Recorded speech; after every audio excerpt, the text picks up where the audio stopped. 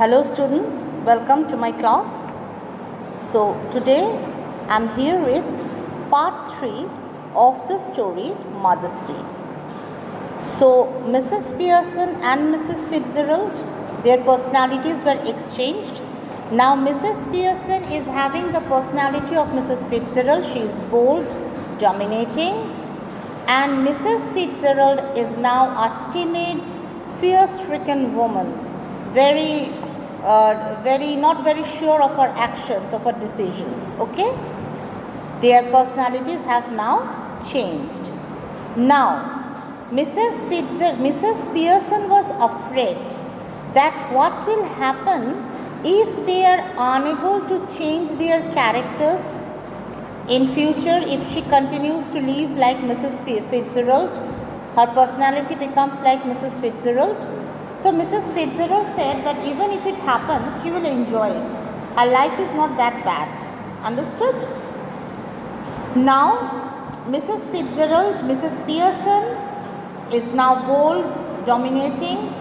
Mrs. Fitzgerald is timid.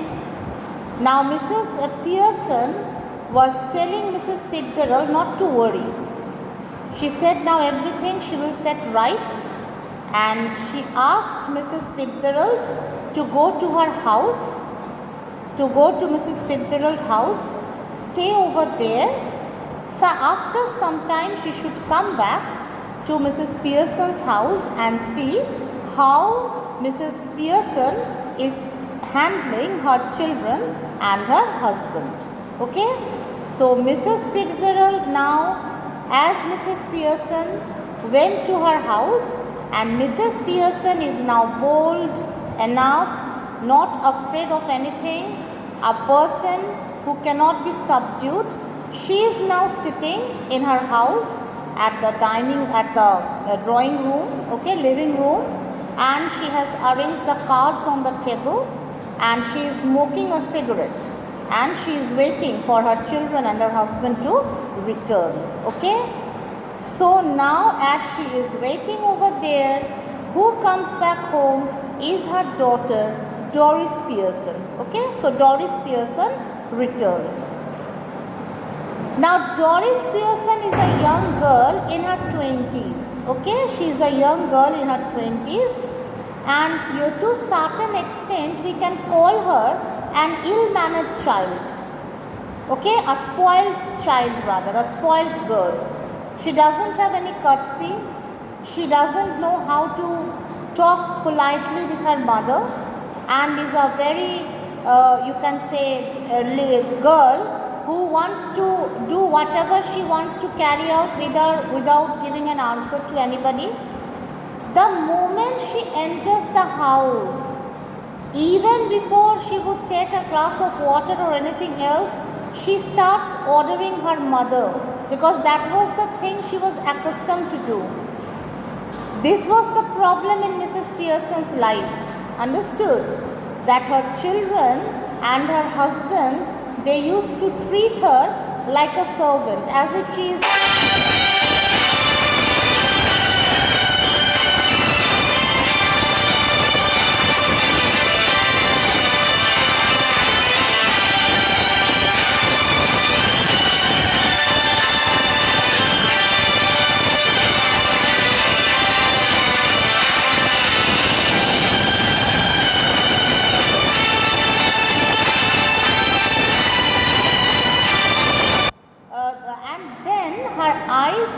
on what her mother was doing. She saw that her mother was smoking. Before that day, she had never seen her mother smoking. So she was utterly surprised, and she asked her mother what was she doing. Mrs. Pearson now, because she was having the personality of Mrs. Fitzgerald, she answered not in a straightforward manner, but in a way in order to ridicule Doris. What she said she told Doris that, can't you see what I am doing? Am I painting? Am I whitewashing the ceiling? She said. You can already see that I'm smoking, so why are you asking this type of silly question? Doris said yes, she could of course see what she was doing, but actually she was very surprised because she had never seen her mother smoking before. The mother said, is there anything wrong in it? Is there any rule which states that women cannot smoke, mothers cannot smoke? Then Doris asked her mother if she had prepared tea, whether there was tea in the kitchen or not. The mother said she already had her own tea, and Doris can have her tea wherever she wants, in the kitchen, at the living room, in the bedroom, wherever. But the thing is that she has to prepare her own tea. This was the second, you can say, second surprise or the second incident because of which Doris, she lost her temper. She got angry with her mother.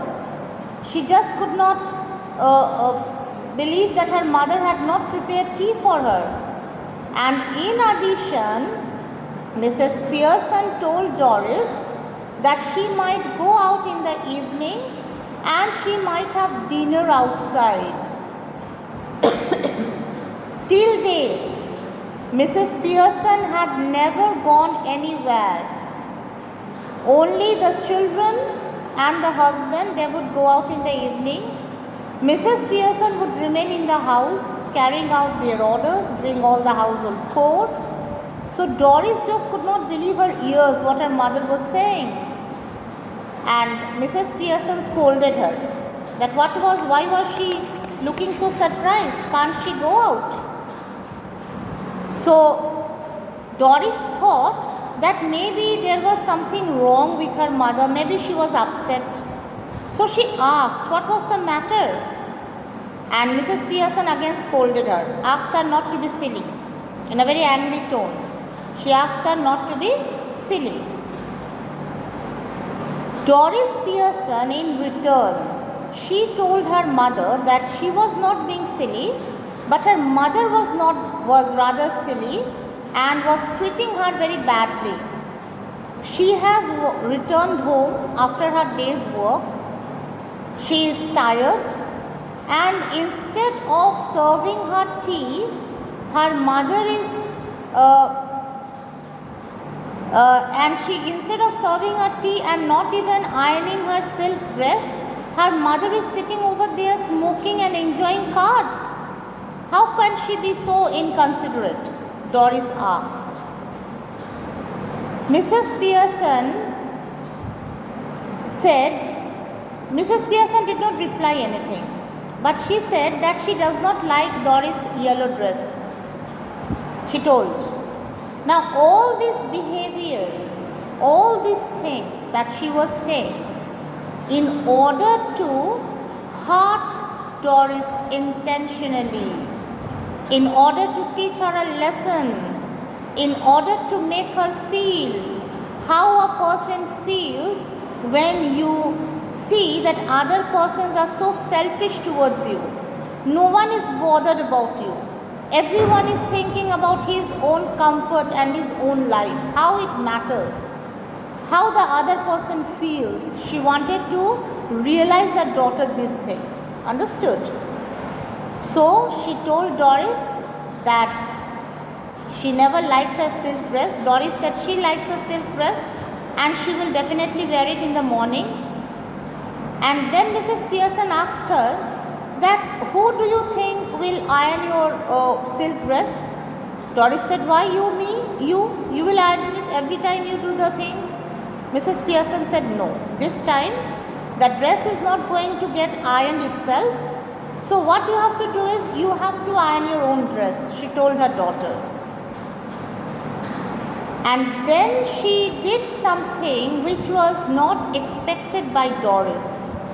She asked Doris where was she going and with whom was she going.